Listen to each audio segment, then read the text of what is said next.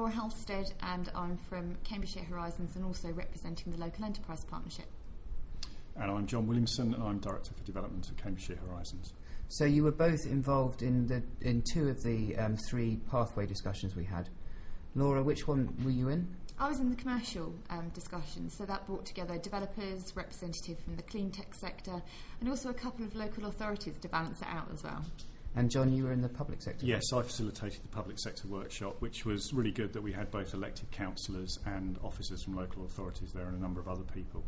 Okay, Laura, would you like to just take us through very quickly what your discussion was about? Okay, so our discussion was focused quite largely on the constraints that developers face, basically. Cash is king, and they need to have renewable energy options that are actually going to not adversely impact upon the bottom line. They need to have technologies that they can trust, and they need to be able to find ways of partnering up with other people. So they felt that a community energy fund could be very helpful, a way of them investing their money into allowable solutions so that the renewable energy could be delivered, because it would be easier for them to do that than to deliver something like a combined heat and power system, because they don't build high density enough. They don't necessarily have the anchor loads that are needed, and it wouldn't actually be financially viable for them to do it, but a fund could help that. They also felt that an energy charter could help to set out the local political context for them, and would actually mean they went into the whole thing knowing a lot more and having a lot more certainty, and they saw a role for local authorities to bring together developers, potential investors in terms of cash, but also potential suppliers in the local area, and bringing benefits that were not only for the renewable energy sector and the low carbon, but also would bring in cash in terms of jobs and in terms of technology creation. And were there any problems? The key problems are funding, really. The developers need to make a profit, and if they're being asked to do something that's going to significantly prohibit that, then they may just choose not to build, and we do need new housing around here. So it's getting that balance right, but they could see a way forward, and they do want to keep talking, which is the really important thing I think we've taken away from today. I'm guessing the discussion is going to continue, so what sort of issues do you think people will be talking about? I think they're going to want to dig into the detail now. A lot of the developers know a lot about renewable energy, and they want to go into the details behind the potential fund. What would it do? What would the business plan be? How would the governance work? And they want to find out more about renewable energy as well, and new technologies and how they can work. We had somebody here from the Hive project and the Smart Life project in our group as well, who are doing some great things in teaching renewable energy fitting skills, but also they'll have demonstrator homes, so you can test the technology, you can go and touch and feel it. So the developers are really interested in looking at that, as well as continuing to talk about the CRIF. So John, can you tell me about your pathway discussion? Was it similar?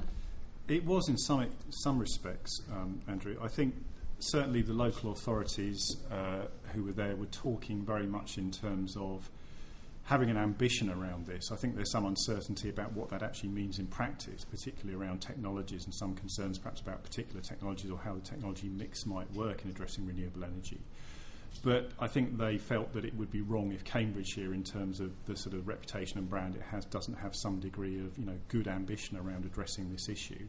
The question is how you go about doing that, and a bit like Laura, I think that's largely about having more detailed discussions and getting under the skin of some of this a bit more. But I think one of the key issues for them was actually demonstrating leadership from a sort of public sector perspective, both politicians and officers, but I think particularly politicians, and going out into their local communities.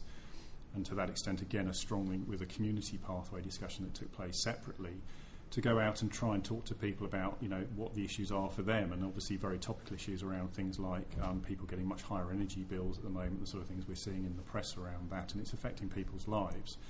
And actually trying to start a debate around what actually might be done to address some of these issues and what their aspirations as local communities might be. Other forms of that leadership might be how, for example, public buildings are used to demonstrate some of these technologies, and sort of taking a lead in a more tangible and physical way, and again linking to this idea of some of the demonstration projects that are already in place.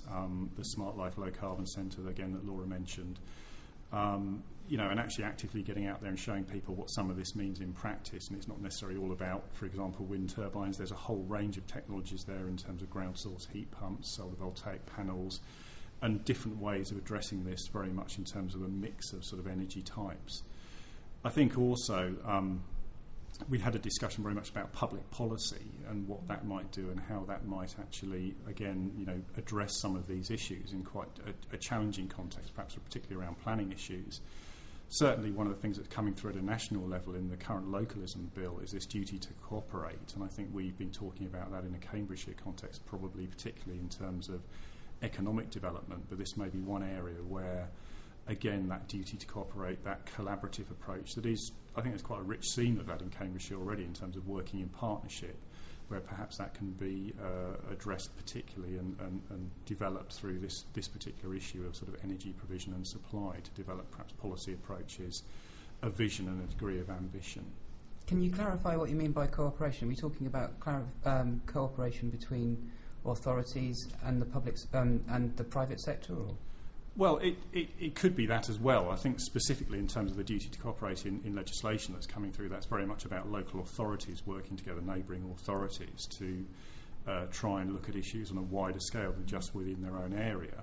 But I think, yes, that's a relevant point, because certainly, the point about delivering some of this, the discussions that are being kicked off, if we're going to get into a delivery phase where we're actually starting to see things happen on the back of this particular piece of work, then that collaboration is going to have to take place. And I think, again, the discussions that happened today at today's event, you could see some very strong crossovers between the commercial, the community and the public sector interests, and I think that's really healthy, and that's got to continue. I think that's an excellent point to leave it. Thank you very much.